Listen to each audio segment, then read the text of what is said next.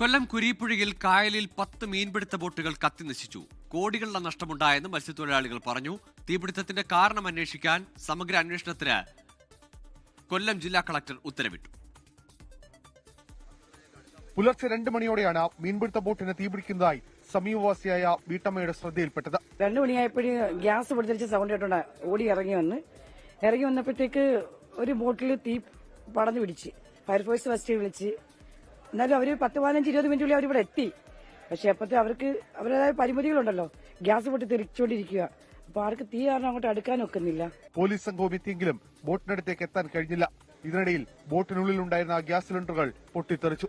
സമീപത്തെ ബോട്ടിലേക്കും തീ പടർന്നു.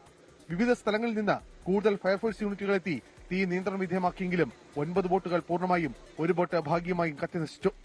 2 മണിക്ക് വരുമ്പോൾ 2 ബോട്ടാണ് കത്തിക്കൊണ്ടിരിക്കുന്നത്. അങ്ങനെ 2 ബോട്ടിന്റെ തീ നോക്കാതെ ഞാനും അന്നേരം എവിടുന്നോ വന്ന ഒരു ഫയർഫോഴ്സ് ഉദ്യോഗസ്ഥനുമായിട്ട് ബോട്ടിൽ കയറി എന്തായാലും ഒരു ചിറ്റയിലെ കൈ കിട്ടിയതിന്റെ ഒരു പൂട്ട് തല്ലി പൊട്ടിച്ച് 8 ബോട്ടിനെ ഞങ്ങൾ രക്ഷപ്പെടുത്തി. ഇപ്പൊ നിലവിലിപ്പം 10 ബോട്ടും ഒരു ഫയറുള്ളതാണ് കത്തിയെന്ന് പറയുന്നത്.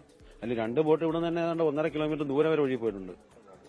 സംഭവത്തിൽ സമഗ്ര അന്വേഷണം നടത്തുമെന്ന് കളക്ടർ എൻ ദേവിദാസ്. അത് അന്വേഷണം നടത്തേണ്ടതുണ്ട്. നമുക്ക് അതിന്റെ കാരണങ്ങൾ കണ്ടെത്തണം. അപ്പം കുറച്ചുകൂടി ഡെപ്തിലുള്ള കുറച്ച് നല്ല രീതിയിൽ ഒരു അന്വേഷണം പോലീസിന്റെ ഭാഗത്തുനിന്ന് ചെയ്യേണ്ടി വരും. പോലീസിന്റെ അന്വേഷണം പാരലലിൽ നടക്കും. തീപിടുത്തം സംബന്ധിച്ച കേസന്വേഷണം കൊല്ലം സിറ്റി അസിസ്റ്റന്റ് കമ്മീഷണർ എസ് ഷെരീഫിനെ കൈമാറി സിറ്റി പോലീസ് കമ്മീഷണർ ഉത്തരവിറക്കി.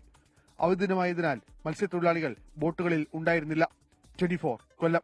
ലോകത്തെവിടെയായാലും ഏത് സമയത്തും 24 വാർത്തകളും ഓഗ്മെന്റഡ് റിയാലിറ്റി പാക്കേജുകളും എക്സ്പ്ലെയിനറുകളും വിശദമായി കാണാൻ ഞങ്ങളുടെ യൂട്യൂബ് ചാനൽ നിങ്ങൾക്ക് സബ്സ്ക്രൈബ് ചെയ്യാം.